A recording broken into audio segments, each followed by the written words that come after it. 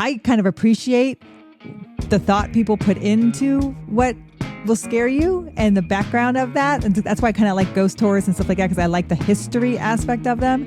Tuning a guitar is part of the entire legend of the devil and learning how to master the guitar and why this is the devil's music. We're going to talk about Chinese Americans and their ability to what they call code switch in the Jim Crow South. And so I love this whole play on the vampires being invited, because it's almost like today, are you invited to the picnic? Are you invited to the barbecue? Yeah, are you invited to the party? Robert Johnson is considered the first rock and roll performer. And the way you enter into a pact with the devil is you start to play your guitar in the middle of the crossroads, and the devil will approach you. What really happened to Robert Johnson, right? I'm a historian. I love a good ghost story, but that's not the facts, right? Is it better to be of the undead or to be a black person in the Jim Crow South? If you want to listen to Robert Johnson, listen to him. This music is amazing. The film forces us to confront the uncomfortable truth. In 1932 Mississippi, becoming a supernatural predator might actually represent a step up in status for a black person.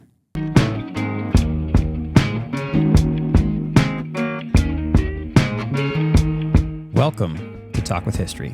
I am your host, Scott, here with my wife and historian, Jenn. Hello. Today's podcast is part of a series we call Watch with History.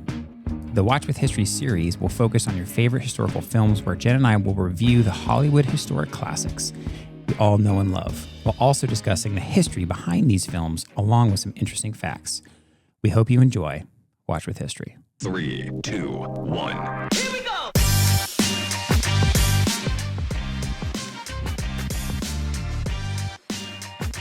Sinners is a supernatural horror film directed by Ryan Coogler, set in 1932 in the Mississippi Delta. The story centers on twin brothers Elijah Smoke and Elias Stack Moore, who are World War I veterans and former Chicago gangsters. They return to their Mississippi hometown with stolen money, intending to leave their criminal past behind and open a juke joint in an old sawmill. As they recruit locals, including their talented musician cousin Sammy, Smoke's estranged wife Annie, a hoodoo practitioner, and other community members, they face the harsh realities of the Jim Crow South. However, their plans take a dark turn when a mysterious Irish immigrant vampire named Remick appears, drawn to the new juke joint by Sammy's otherworldly musical talent.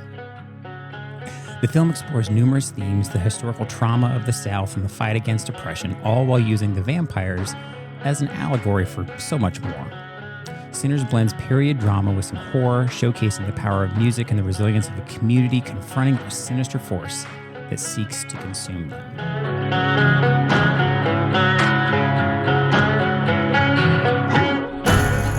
Now, we are talking about the movie Sinners. This is not our typical Watch with History, because it's a brand spanking new movie, although we've done it before for the Elvis movie.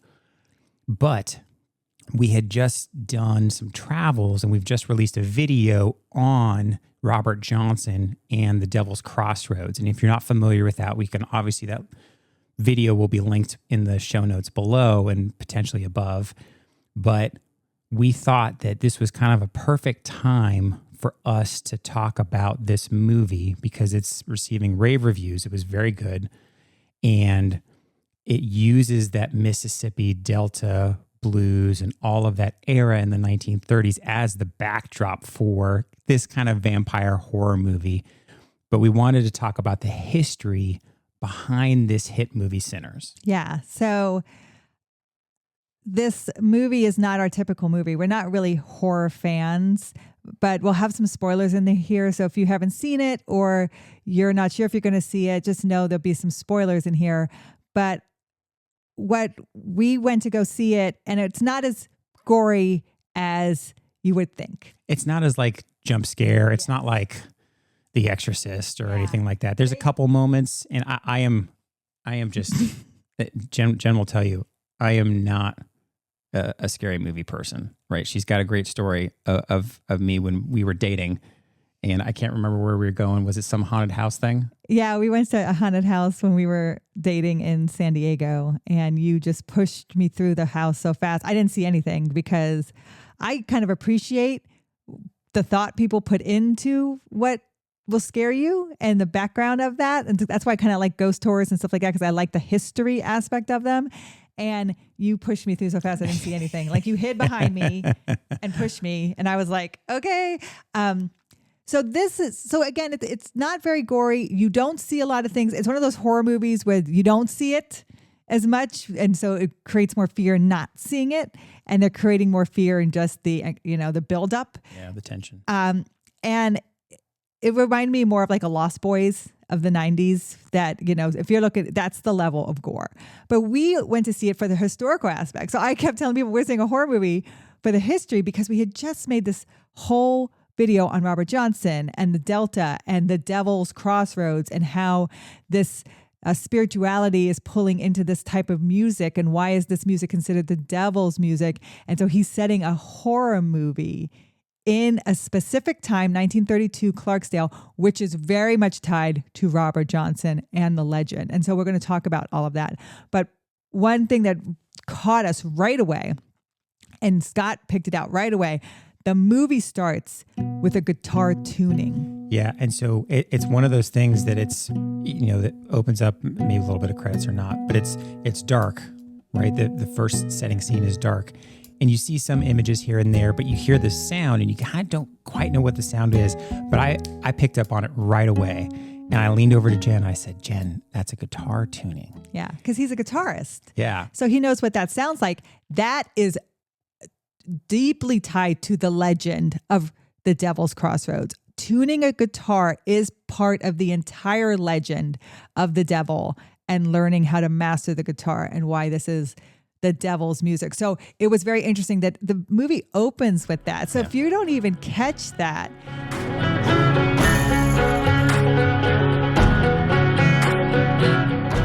Ryan Coogler is doing a very good job of historically setting it for people with actual legends of the past of this area of blues musicians. I thought that was so awesome. But this is also a horror movie. So you're going to have these dualities, which is almost why it's interesting that there's twins. Because duality of good versus evil, you have twins, Smoke and Stack, who almost are these dualities, right? The big brother is kind of like the good side, right? He wants to take care of his little brother. Smoke is like the good side. He has a love. He has kind of a committed love. His cousin Sammy, who wants to be a part of this adult lifestyle, playing in juke joints. He doesn't want him to do that. He wants him to go back to his father, right? His father is a preacher. And then you got the other side, the evil side, which is the Stack brother, who's the little brother, the more brother who's a little crazy and fun. And he wants Sammy to play the music and get into the music. He wants to teach him how to be with women. And they're brothers, so they love each other very much. But there's this duality here. And you're going to see that throughout the movie because it's like a good versus evil story. Yeah. And there's even just duality in like the character that, like you said, like the background themselves. Like they went and fought in World War I. And they talk about it kind of sporadically throughout the movie. That's their experience. Mm-hmm. But then they came back from World War I, left the Mississippi Delta to go be gangsters, right? So here they were, these war heroes. Then they come back, they go to be gangsters, and then they're coming back to their hometown. And they almost have like stolen some of the goods. They've kind of put mafia versus mafia in Chicago and stolen the goods to bring the goods back to their people. And I'm sure they feel justified in that because, they were taken advantage of. So they're going to take advantage right back. Yeah. The women in the movie are kind of like different sinners, and you have a hoodoo priestess who is with Smoke, and they seem much more like they have a lot of trauma from losing a child, but committed to each other and love each other. And then you have a woman who is passing, Mary, who passing in the South was where you were white enough, even though you have black ancestry, you could pass for white. Yeah, because her grandfather or her father was I think her mother or her father was black. Something like that. Yeah. I think her mother was black. Yeah. Because they raised Smoke and Stack. And so who knows that? The community knows that, right? Because when you're raised in the community, people know how each other's families are raised. So she's married off to a man in Arkansas because she can pass by the color of her skin and a place that doesn't know her. The racial identity is very important here. And then you have an adulterer who's a woman who's with Sammy. And then you have a Chinese mother who's the other woman. And spoiler alert, she's going to cause a lot of issues in the movie. That's going to be like the biggest issue. But we're going to talk about Chinese Americans and their ability to what they call code switch in the Jim Crow South, which is mean they could service both black and white communities. And they would be okay to interact in both communities because they were accepted in both communities as a worker or as someone who could service them. And so she is owner with her husband of the grocery store. And they do just a lot of different jobs for both communities.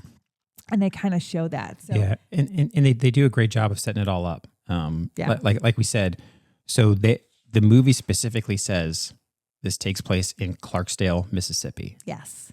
Which is literally where Robert Johnson came and first started playing his skillful blues, right, was in that Clarksdale, Mississippi area.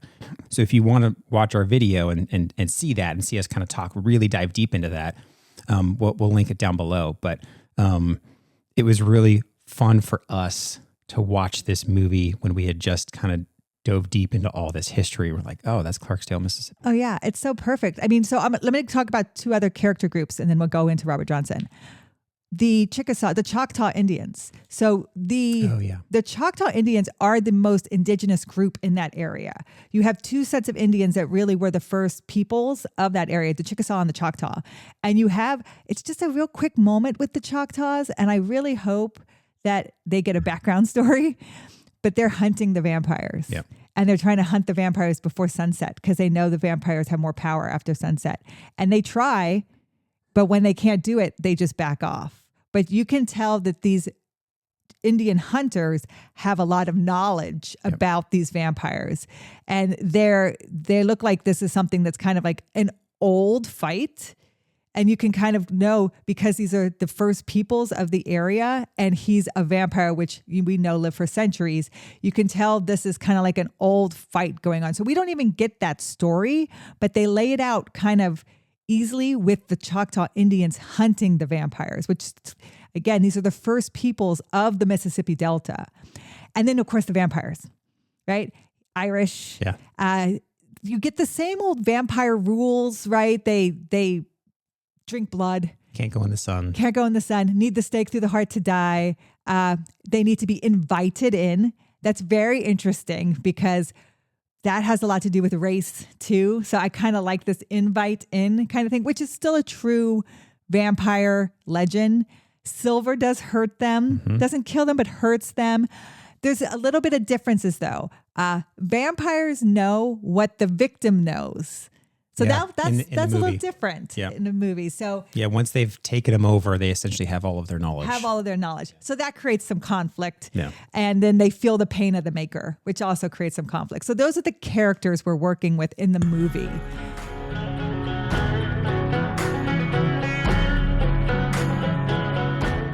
But why is it 1932 Clarksdale? And you were talking about Robert Johnson. Yeah, and it was so neat. We actually we said this in the movie theater too, or maybe we said it after. Was like Clarksdale, Mississippi actually looked much more picturesque in the movie than it did when we went there.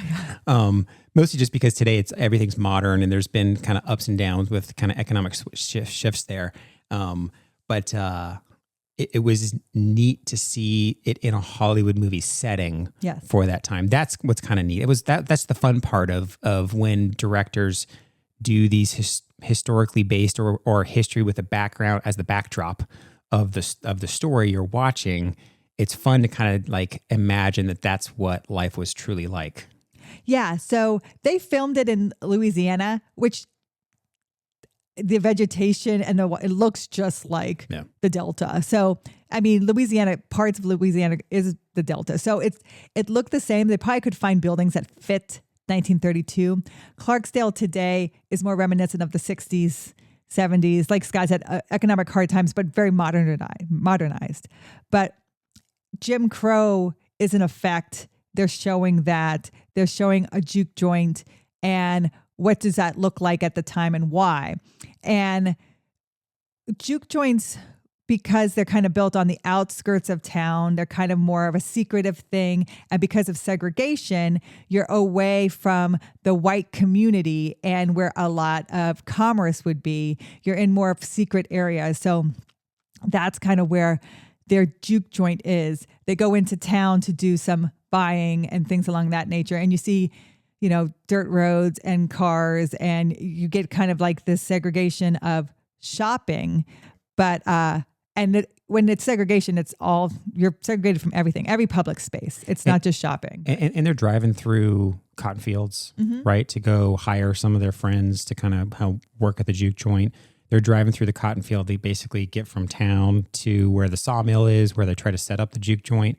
So they're giving you that whole, you know, Mississippi Delta setting. Yeah, and they're showing you convict leasing, which is a cheap labor, and how people were arrested basically for doing nothing just so they could get convicts to do convict leasing. Yeah, they have a conversation about that. One of the characters does. It's very corrupt. Yeah. It's like people would just be arrested for loitering or just being drunk in public, and that you would have 10 years, and then you would work. And so that's how prisons are making their money. But Robert Johnson.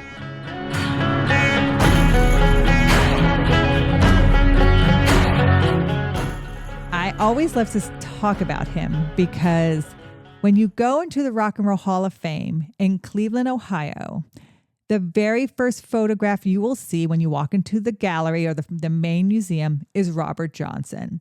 He's on the wall. He's to the side. He's the very first photograph. There's no placard around him. If you don't know who he is, you're not going to get it. Just like if you don't know that's a guitar tuning, you're not going to get the story. Yeah. If you don't know who Robert Johnson is, you're not going to get the story. Robert Johnson is considered the first rock and roll performer. The way he plays the blues guitar with the long note is the first blues note, the first rock and roll note. And we'll talk about how he does that, but this mastery of the guitar and playing it in this fashion, he's considered by many great artists today and the rock and roll community that he was the first one to do this, to play it like this. Yeah, so I have an interesting note for you about the movie. So I looked it up, and so for the music in the movie, the composer, he's a big, you know, Hollywood composer. The music is very much a part of this, as you would assume, but he actually hunted down an original guitar from the 1930s. So this is a 1932's dobro. It was made 1932 in America, and this thing that you see right here is called a resonator. And these were actually used because back in the time they didn't have amplifiers, so they put a resonator here to get the guitar to sing out a little bit more, and also it's almost like a little natural distortion. I was able to find 3 of them in the world. There's only 3 left in the world. So picture that guitar, and I'll try to put a picture of it up on the screen with that kind of metal, looks like almost like a dinner plate on the front. Yeah. And what it's called a dobro guitar. So the dobro guitar gained popularity among early blues musicians primarily due to its unparalleled volume and distinctive tone in an era before electric amplification. So that makes a ton of sense. Oh, yeah. But I thought it was really neat. And the composer said, he basically kind of wrote the score or designed the score for the whole movie, basically just using that guitar. He's here, and you can find a YouTube video of him playing this 1930s guitar. And he talks about the slide, right? And how people, I think you said in the video, people would just use a broken bottleneck. Whiskey sometimes. bottle. You break a whiskey bottle and then you just kind of grind off the glass edge, stick it on your finger, and you can slide with it. Those are the early slides of blues music. Yeah, so I just thought that was really neat, and that's why you see that metal. That's why you hear that distinctive tone. And it was because if you think about this for the music and for those guitarists, right? And this is Sammy's character, and he's playing it in the car when he's driving through the cotton fields. He's playing it in the juke joint. But think about the noise in those juke joints and a piano playing, potentially like a bassist playing or a harmonica. And you have to be able to stand out. You can't do that with a regular guitar. Think about a regular acoustic guitar. It's just going to blend in. But if you have these super twangy, extra loud because of that metal reverberation, the acoustics, it essentially gave it this like extra oomph of volume that would stand out. And that's why that style of guitar was so popular. That makes so much sense. Yeah. So who's Robert Johnson? I believe Sammy's almost supposed to be Robert Johnson. So who is Robert Johnson? What is this Devil's Crossroads? What is this legend? Why 1932 Clarksdale, right? Like, what is it? Well, let us tell you the history. So Robert Johnson is an African-American man born in Mississippi in 1911. And in 1930, he finds himself up in Clarksdale, married to a Virginia Travis.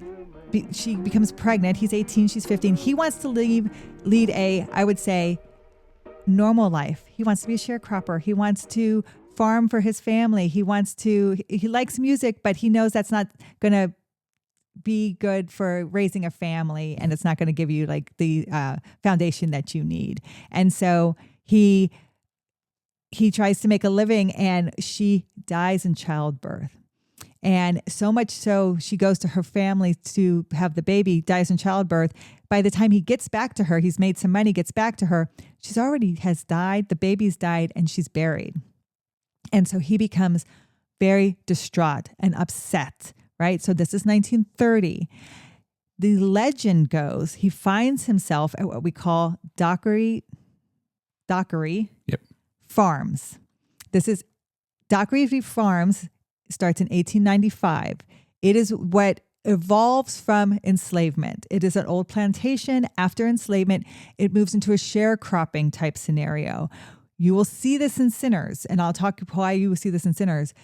And the sharecropping scenario it's an all-inclusive community where you have 400 African-American families, over 2,000 African-Americans who live and work on this farm, old plantation, and it has schools, and it has medical buildings, and it has a commissary, and it has, of course, your housing. Its own money. And its own money. So you're paid by their money that you spend in their store. The wooden nickels that the man is paying for his drink. And remember when Smoke gets upset that they made so much plantation money instead of real money, because that's what these people had to spend. That's what they're paid in. And so he gets upset because you're not really making money to sustain the business, because the business needs real money. They can't go to the plantation store and buy more alcohol with wooden nickels. They don't even sell alcohol in the plantation store. So the problem with this is, if you remember that song, like 16 tons, it's like you never make enough money to get out of your situation. You have to buy your tools, your seeds, all of your family supplies from the store. You can imagine the markup at the store, right? And so when your crop comes in and you sell your crop, you make just enough to get by, but you still owe more at the store. So you're always kind of in arrears and owe debt. And so you never get off this situation. Now, Dockery is one of the more famous ones in the Delta, because Mr. Dockery was actually a pretty fair guy, but wanted to keep his people happy. And then one of those things is he had musicians come in and play on the porch of the commissary. Yeah, we actually have that. We show that in our video. We went to the historic Dockery Gin. We show the gin, the cotton gin, which was really neat. But then we show kind of essentially like an outdoor stage with a historic marker that says "Home of the Blues?" ? Birth of the Blues. Birth of the Blues. Mm-hmm. Yeah, so it was really neat. So that is considered the first place that these blues musicians got together and played. Charlie Patton is one of them, who Sammy's guitar is from. Charlie Patton is one of those early musicians on the porch. But why isn't he considered the father of the blues? Why isn't he considered a Robert Johnson? Charlie Patton was kind of a various musician. He played the blues. He played white songs. He would play kind of bluegrass.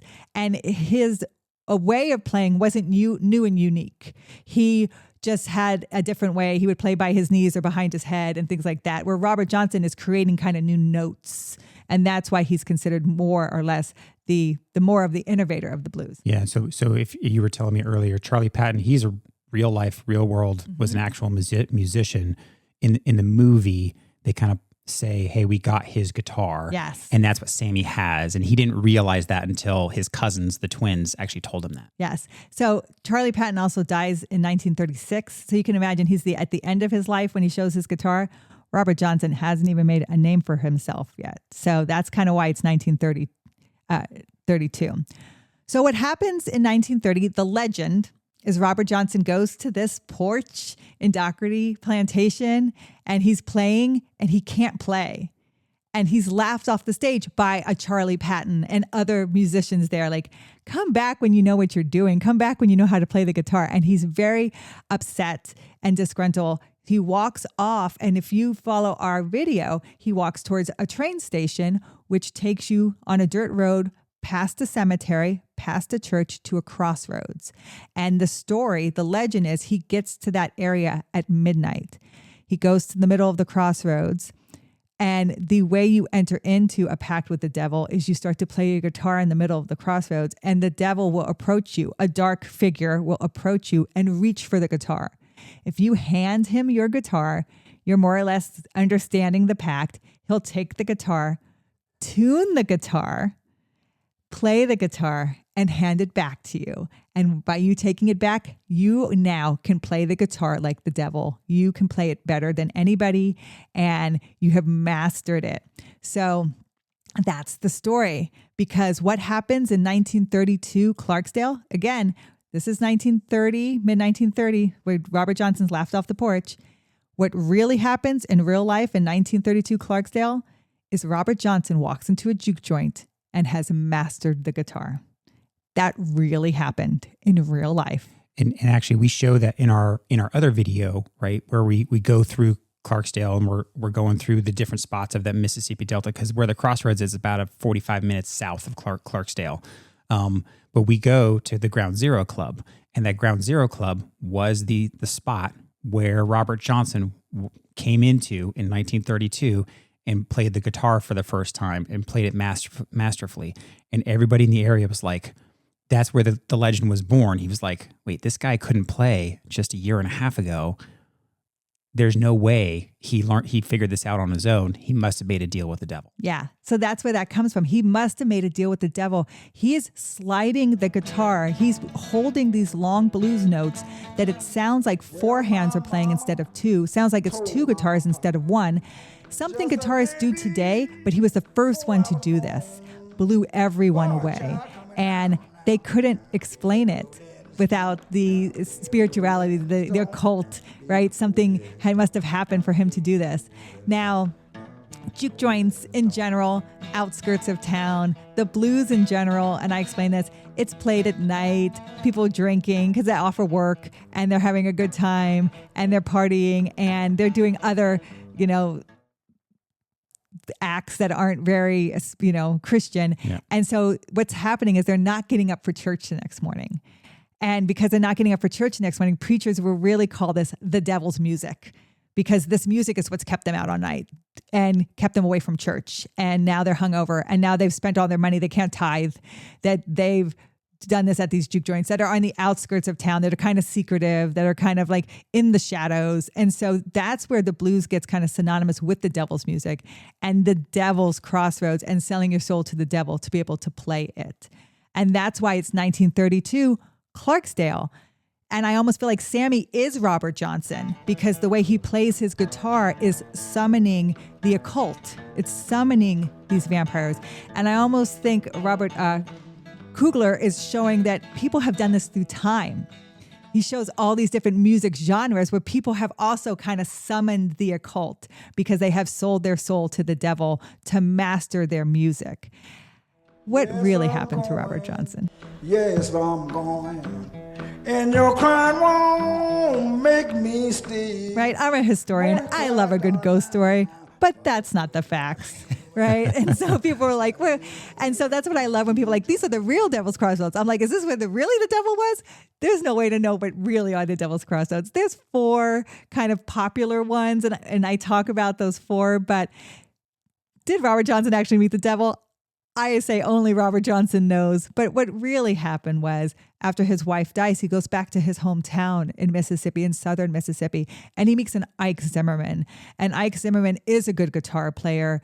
Ike Zimmerman takes him under his wing. Robert Johnson lives with him for a year. And Ike Zimmerman and Robert Johnson every night for a year, from like midnight to 3 a.m, go to the Beauregard Cemetery and sit on tombstones and play the guitar together. And Ike teaches him. And so there is a little bit of that spirituality because they're in a graveyard. And Ike will say to him, play as bad as you want. No one's going to care here. Yeah. And they have that alone time, and they have a place where they can actually be together. And if you believe in like the more you do something, right, the 10,000 hour rule, that you know, like think about how much time Robert Johnson had put in this year and a half, so that when he finally does make it back up north in 1932, Clarksdale, walks into a juke joint and plays. That's where that master, that expertise has come from. Yep. It's a real life story. Why doesn't Ike Zimmerman tell everybody this, right? Because he moves to California, is born again, finds the Lord, and doesn't really talk about his time in Mississippi or the blues or that musical influence. He does feel like being a born again Christian, he doesn't really draw attention to that. But that is the true story of Robert Johnson. And I love telling his story. He has 2 recording sessions. So if you ever want to listen to some of his music, you can definitely see the influence. Eric Clapton has an entire album dedicated to Robert Johnson, believes that he is the master of everything guitar. Keith Richards, guitarist of Rolling Stones, says that he went back to the basics, learned everything from Robert Johnson. You're going to have the guitarist of Fleetwood Mac. You're going to have the guitarist of Led Zeppelin. Yep. All of them say Robert Johnson is the biggest influence to them. Yeah, and even in a couple of their songs, I think we were watching a documentary about Robert Johnson. I think it was some Led Zeppelin songs that, you know, they kind of reference some of his lines. Like they have some similar like taglines in some of their verses, you know, that were in Robert Johnson's songs. Yeah. And he falls more into this legend because he doesn't really clean up his life. He does continue to live fast and hard. He'll end up in 1938 in outside of Greenwood, Mississippi, at a juke joint where he's flirting with a married woman.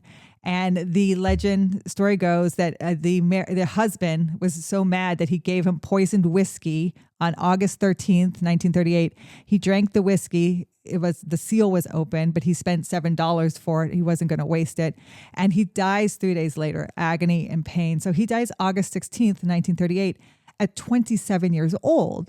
So it becomes this 27 Club. He's like one of the first members. And when you think of the 27 Club, it's Jimi Hendrix, Kurt Cobain, Janis Joplin, Amy Winehouse, Jim Morrison, right? It's these famous musicians who really like made this huge impact on music, but died young. So you never know what else they could have done. And Robert Johnson is like the first of that. And so much so that no one knew where he was buried for a long time. There's 3 burial spots that claim to be his burial spot. We take you to the one that has the most primary source documentation. Yeah, his sister, I think, kind of confirmed that he was buried in the area, not necessarily at the exact spot, but in next to that church. Under the pecan tree. Under the tree next to the church. And so we take you there.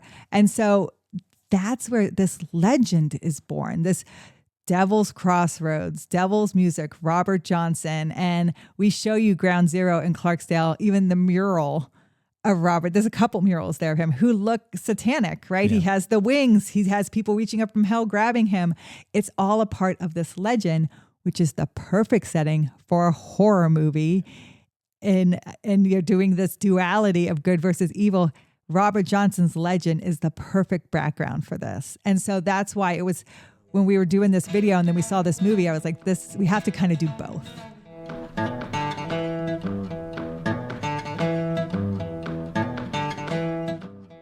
when you talk about segregation and Jim Crow, this happens after the 1870s. Think after the Civil War, you have Reconstruction. And Reconstruction is actually going very well with the federal troops in the South. They are making sure African Americans are getting educated, and they're doing it all together. You have your first African American mayors of Mississippi getting elected. They're getting into Congress.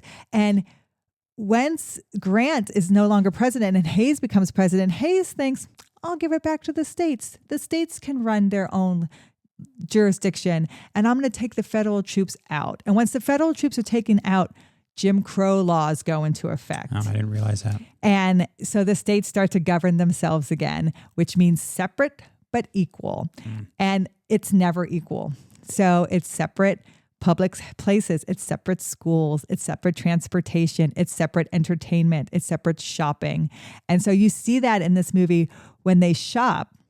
You have African Americans who shop in one grocery store, and you have whites who shop in another grocery store. And then you can see the code switching of the Chinese Americans who really do come into the Delta to work the plantations at first, but then they see that they can be of service. And there are pretty much Chinese grocery stores in every city in the Delta. Now, you were telling me before we went live, we started recording, that in the movie, they kind of split up the shopping areas of like one side of the street to the other. But really, realistically, in real life, it would have been like another neighborhood or at least a couple streets over.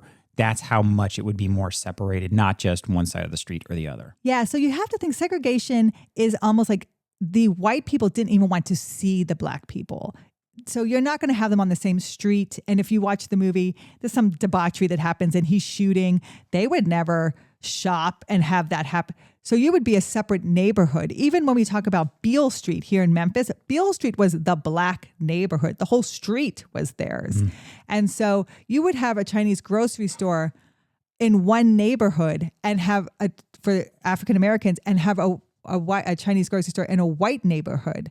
Now, it would have made more sense for me, I told Scott, as if the building kind of straddled two streets and they walked through a wall, like the alleyway, and went to the other side. Because people, it would be you were shopping and you could park on the same streets and you could see the difference with how well kept the street was or how modernized the street was. That would have been a good indication of the separate but not equal. But it's a movie. And I think he wanted to put it in your face without putting it in your face, right? Kind of tell you that this is segregation and there's a white grocery store and a black grocery store and the Chinese Americans can code switch. Yeah. He wanted to show it to you without actually showing it to you. And I don't think people would get it as much as they were walking through an alley. Maybe. Yeah. And I think honestly, for a movie like this, I think they represented the time pretty well. Oh, yeah. I think they represented the era pretty well with people who were, the twins, they were veterans, right? They had gone off and fought in World War I. And so I actually think sometimes it's the director tries to do too much. Like we talk about Napoleon and it was just kind of too far off, even though it was a decent movie. And some other movies, they just don't do a great job. I think they actually did a pretty good job with Sinners. Oh, I think they did too. Because I love that he trusts his audience. Yeah. He trusts his audience to be smart enough to figure it out if they don't know. So how many African Americans did fight in World War I? About 360,000 fought in World War I. Yeah. But they were mostly regulated to labor battalions, trenches. Smoke and Stack both talk about being in the trenches in World War I. That's what African Americans basically did. He makes it a real quick side reference. Yeah. So look it up if you don't know, but he's not going to teach it to you, which I appreciate. And again, as a historian, I was like, I loved this, that he was doing this. What happens because of World War I? 1914 to 1918 is World War I. The Great Migration. And so they go to Chicago. What is the Great Migration? It really starts in 1916. It's when all these African Americans leave the South for better economic opportunity and for safety because of lynching to the North. And Chicago is one of the major places they go. So these brothers leave the Delta during World War I. They get a taste of, they're getting racism, but they also get to see, using their own abilities to make it in the world. And so they're like, I'm going to do that even better where I have more opportunity. And they go to Chicago. And there they get into the mafia, and you hear them there with the Italian mafia and the Irish mafia. And that's why they have the two different types of drinks. They bring back the wine and the beer, right? So they're kind of showing you that they had kind of worked with both mafias. And then they kind of set them against each other, taking the spoils and taking it down to the South. So they also want to bring it back to their community. They want to bring it back to their people. And they both have ties there. They both have women there, and they both have love there. And so they kind of want to make it better for their community. They have the cash, they buy the juke joint, and they want a place for their community to have fun and to be invited. And so I love this whole play on the vampires being invited, because it's almost like, today, are you invited to the picnic? Are you invited to the barbecue? Yeah. Are you invited to the party? Yeah. Right? I mean, that's what it is. And it's like, it's very much in your face. Like, hey, you're not invited to this party. Yeah. But it's also referencing the segregation of the time. Yes. Right? And so the vampire, Remick, right? He's coming in and be like, oh, no, I'm fine. Like, I don't need, like, he's basically playing it off as like, oh, no, I don't care about race. I don't care about this, that, and the other. Like, I just want to play music. I'm a musician too. And now he's trying to get invited in. Yeah. And, you know, the twins are kind of have this sixth sense about Remick. They can kind of tell that something's off. But it was neat how it was at both so obvious, you're not invited to this party, but also stating something about the time. And it's funny how it almost is a play too, where whites want to go to the African-American party. Whites want to be a part of the African-American story. And I hear sometimes African-Americans where you weren't invited to the barbecue, or if you are invited to the barbecue, it's like you get special behind the scenes. Like, you get to see what it's like to be in the African-American community. And of course you get Alice, who is passing, and they say she's family, right? Because she is part of the community, which when you straddle both the white and black community, it is hard to know which side you belong to. And people sometimes don't feel like they belong to either. They're kind of shunned by both. But in this, she's kind of accepted.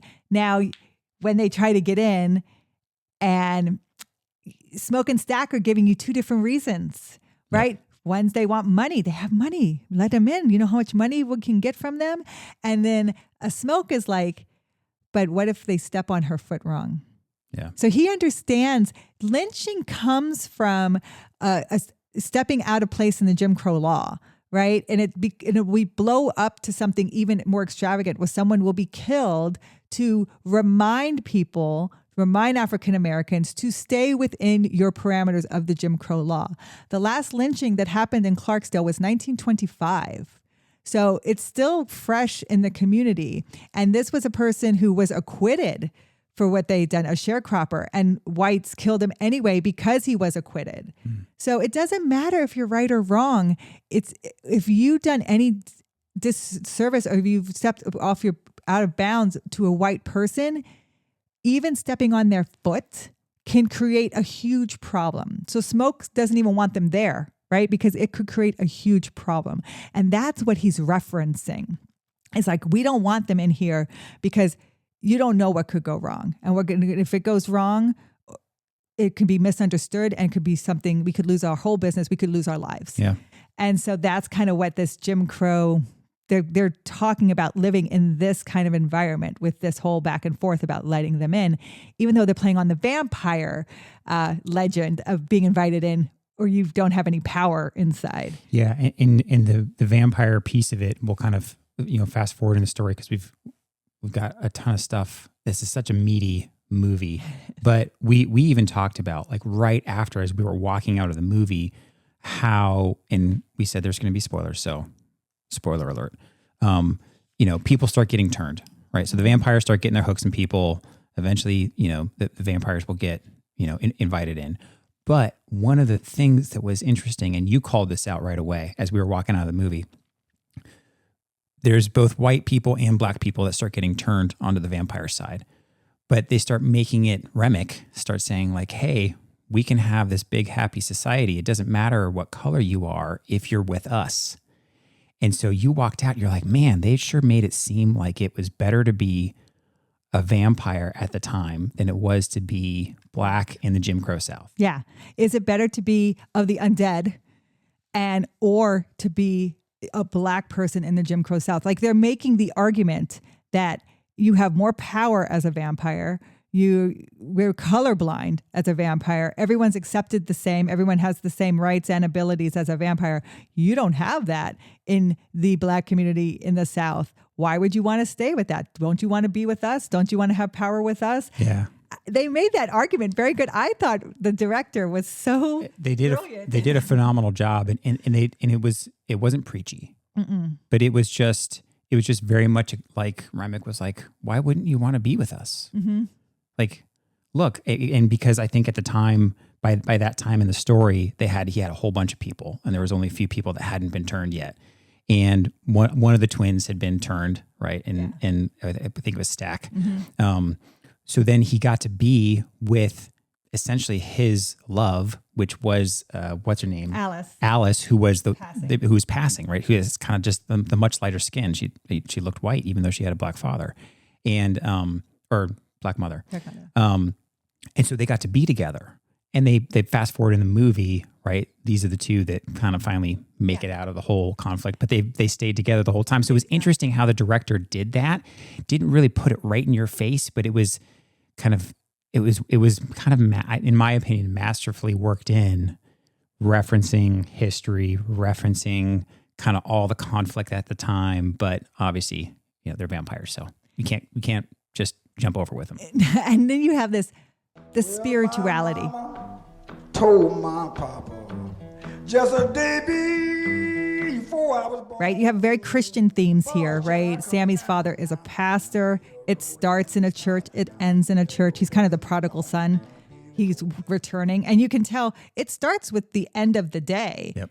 And you look like he's been run through the ringer. He's got blood all over him. And you're like, what just happened to him? So you get to see what happened to him, but it looks like the prodigal son returning, and he's walking into the church. And then you got a lot of hoodoo references here. Mm-hmm. Also with Robert Johnson. Robert Johnson sang a lot of hoodoo. Hoodoo is one of those religions of the African-American community, brought it over from Africa. And he was wearing smoke. His wife, I forget her name, Annie. Annie has made him a mojo bag. And a mojo bag is like a protector, a little amulet that you wear. It has like herbs and stuff in a flannel bag, and it protects you. It's like a prayer in a bag. And you see this protection when Stack tries to bite Smoke, and he can't get past it. Because it's hanging on him. He's wearing the mojo bag. That's hoodoo. A lot of people say voodoo. Voodoo doesn't really use the mojo bag in that same scenario as she's using it. So she's a hoodoo priestess. And so that is kind of giving this dual spirituality. She's also the first one to recognize that these people at the door are hates. She calls them hates. This was really interesting. And I jump in because when you started telling me about this the other day, I thought it was very interesting because the term hates is very historically based and was used quite commonly, interestingly, starting off as something semi-practical, making its way into legend and lore. When you hear it, you're probably like HATES, hates. Well, that's not how it's written. It's hates were considered bad, evil spirits. But what people really thought of as hates in the South is you'll see a lot of southern porches painted a sky blue. Why are southern porches ceilings painted a sky blue? It's to throw off the wasps. So the wasps won't make wasp nests in the corners of your porches. They'll think it's the sky and they won't try. And that blue is called hate blue because it keeps the hates away. Wasps are like evil spirits. They're evil doers. And so when she's using the word hates, it is this evil spirit idea that she's talking about. She doesn't realize they're vampires. She'll eventually come to that understanding. But at first she just thinks they're evil spirits, which is the term hates in the South. And so when she says that, again, Ryan Coogler is not explaining things to you. You need to figure it out for yourself. This is how people talk and this is how people live. Yeah. And I didn't know that. Like I thought it was the term HATE during the movie. And I was like, oh yeah, that kind of makes sense. But then when you kind of started looking it up and you told me about it, I just thought that was so interesting, like such an interesting piece of Southern history. Mm-hmm. And I think the reason why the director uses this idea that vampires know what the victim knows is because this Chinese American family, they have a daughter and she's left at home. And the mother, she has her motherly instinct, which you'll see a lot of motherly instinct in this movie, feels like her husband knows she's home alone. And he's kind of using that against her. Like, because he's turned to a vampire. And since he knows what the husband knows, he knows their daughter's home alone. He knows she'll let him in and he can turn her. And so they have to be invited. So the Chinese woman, of the 5-6 people left alone with 40 people outside, invites them all in because she wants to have the fight, because she wants to stop him from going after her daughter. A very motherly thing to do, right? She's not thinking about anybody else. She's thinking about her child. She doesn't care how anybody else is going to react or how they're going to survive this, which more than likely they're not. But her child will be protected. If she can stop her husband, her child will be protected. That's a very motherly thing to do. I loved how he did that. I know a lot of people say that it seems unorthodox that a woman would do that. I would say you're not a mother. Yeah. If you don't think I would do that to protect my children. And of course, in a movie like this, a horror movie, like you're kind of going through periods of tension, and right, so they do a great job of building that tension up because the whole time you're hoping like, oh, please don't say it, don't invite them in, and then eventually she just screams it from across, the juke joint. She tells them like, come in, and in much more colorful language, and then all of a sudden, all the vampires like turn and they're like, then they start running in. It's so great. Yeah. So in closing, I wanted to give a little more shout out to Ryan Coogler in what the deal he made with this movie. So he got final cut authority. He got first gross on all of the proceeds, and he has 25-year ownership. So after 25 years, after Warner Brothers, he owns the movie. So I have a quick history movie comparison for you before we close out, because I do think this movie, I didn't want to see it when it first came out.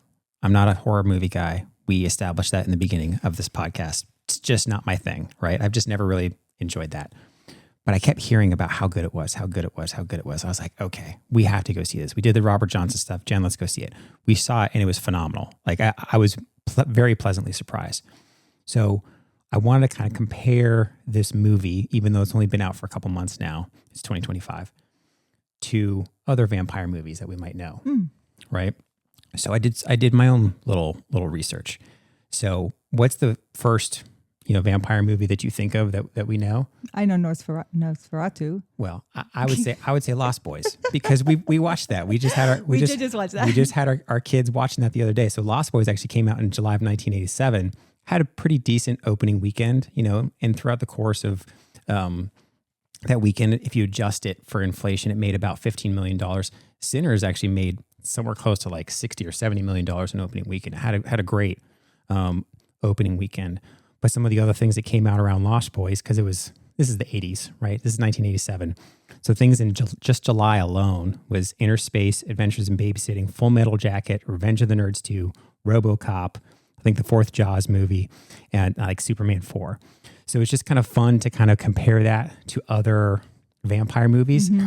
And then what's another movie that you love that's a vampire movie that takes place in the South? Interview with a Vampire. Interview with a Vampire. So I had to throw something in here about Interview with a Vampire, because if we're going to talk about a vampire movie, even though we're talking about the history of it, this is so much history in Interview with a Vampire. Maybe we'll do another watch with history on this movie sometime in the future. But that came out in actually 1994, but it goes from the 1700s all the way through to modern day. And so that actually ended up as like the top 10. It was the number 10 movie in all of 1994. And so did pretty well. I think, it eventually brought in about $73 million. So that's about as much as Sinners. It was more. It's more. So it's at that level. And I wanted to call those movies out because those are the movies that Jen and I enjoy. She loves Interview with a Vampire. But the history behind this movie, Sinners, was just so interesting. And they did such a good job that I was so pleasantly surprised. And the director would just, hats off to him for what he did with this movie.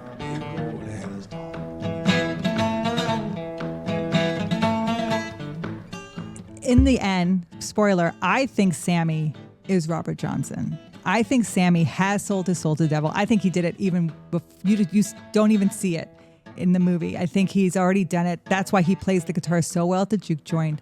That's why he pulls all the vampires in. They hear the music of the devil. I don't think it protects him, which is almost why he gets killed, but he doesn't at the end.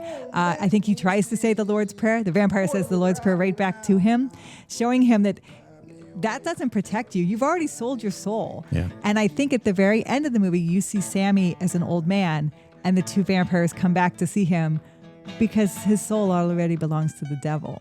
And so they're waiting. They're like, your soul belongs to you, to us. Yeah, it's like 30 or 40 years in the future. Yeah, so I believe that's kind of what they're showing you, is that he's living a long life, but in the end, he's not going to heaven. Yeah.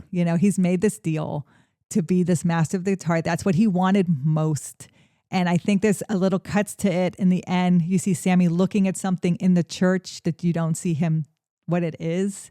And I do believe that he knows he's already made the choice. And so it falls into this whole legend, this wonderful area of Mississippi. If you want to listen to Robert Johnson, listen to him. This music is amazing, and you can hear the influence of artists today, and the blues. It's just so much a part of American history. We have that highway here. You can travel to all these locations and see all of these artists and their influence into the genre. I love that Ryan Coogler set this specifically in 1932, Clarksdale.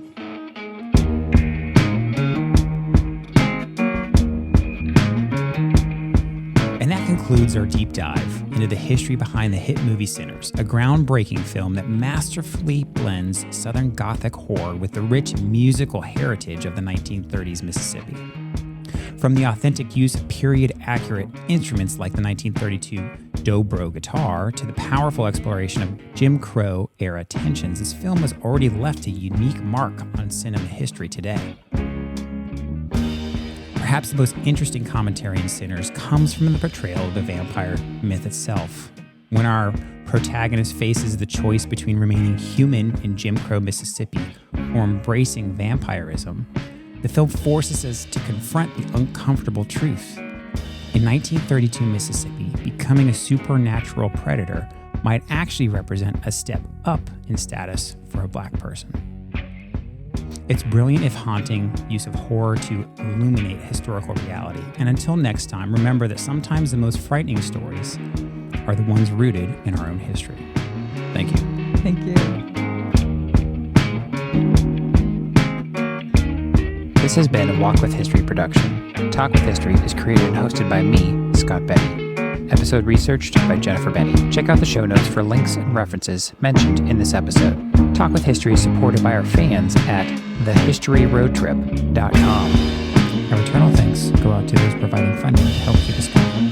Thank you to Doug Cliverty, Larry Myers, Patrick Benny, Gail Cooper, Christy Coates, and Calvin Gifford. Make sure you hit that follow button in that podcast player.